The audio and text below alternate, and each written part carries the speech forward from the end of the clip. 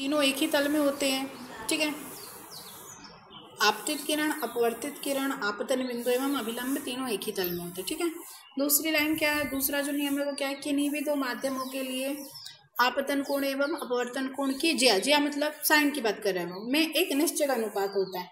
तो देखिए इसको हम लोग किसका नियम कहते हैं, स्नेल का नियम भी कहते हैं ना, स्नेल का नियम, स्नेल का नियम किसे प्रदर्शित करेंगे हम लोग, यहाँ पे जो निश्चित अनुपात की बात कर रहा है वो हमें क्या देता है, वो देता है हमें अपवर्तनांक। क्या दे रहा है वो, अपवर्तनांक। अपवर्तनांक का एक क्वेश्चन आता है, न्यूमेरिकल क्वेश्चन आता है, ठीक है। अपवर्तनांक बोल रहे हैं तो देखिए म्यू इक्वल्स टू, फॉर्मूला बनेगा आपका mu equals to sine i by sine r, sine i by sine r, sine i upon sine r equals to mu. Mu क्या है यहाँ पे, अपवर्तनांक है, ठीक है। और साइन आई मतलब आपतन कोण की ज्या, अपवर्तन कोण की ज्या एक निश्चित अनुपात में होगा, ठीक है। तो अब यहाँ पे हमारे पास है mu equals to sine i by sine r. यदि मैं लिख दूं ए म्यू जी बराबर sine i upon sine r, इसका मतलब क्या हुआ, इसका मतलब ये हुआ कि जो प्रकाश किरण है, कौन सी किरण है, प्रकाश किरण जो है वो कहाँ से कहाँ जाएगी, एयर टू ग्लास, ठीक है।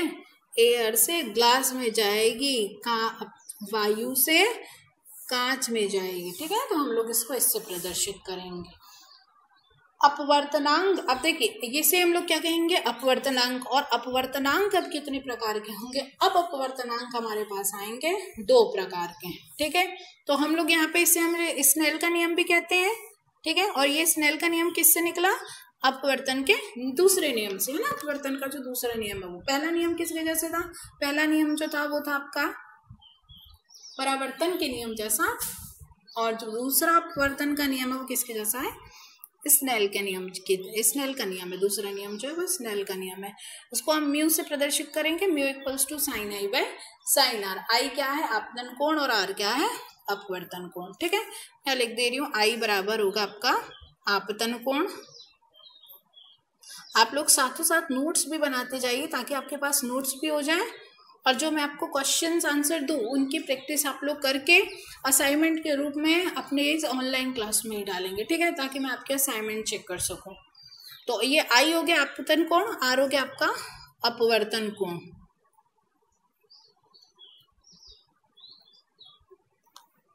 अब अपवर्तनांक जो यहाँ से हमें एक नई चीज निकल के आ रही है, म्यू जो है वो आपका क्या है, अपवर्तनांक।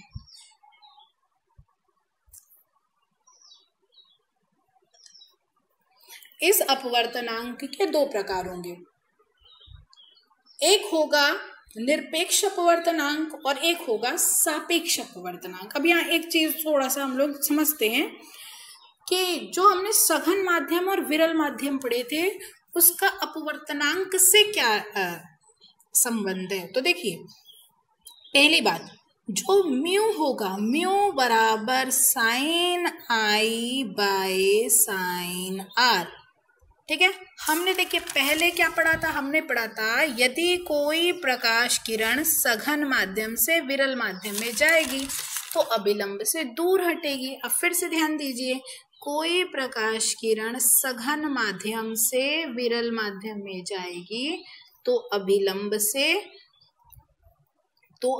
से क्या हो जाएगी, दूर हटेगी। अब यहाँ ध्यान दीजिएगा, ये हो गया आपका सघन, ये हो गया आपका विरल, और ये क्या हो गया, अभिलंब से दूर हटी। अब देखिए mu equals to sine i upon sine r, ठीक है। ये एक चीज होगी, ये एक चीज होगी, इसको ये ऐसे ही रखें।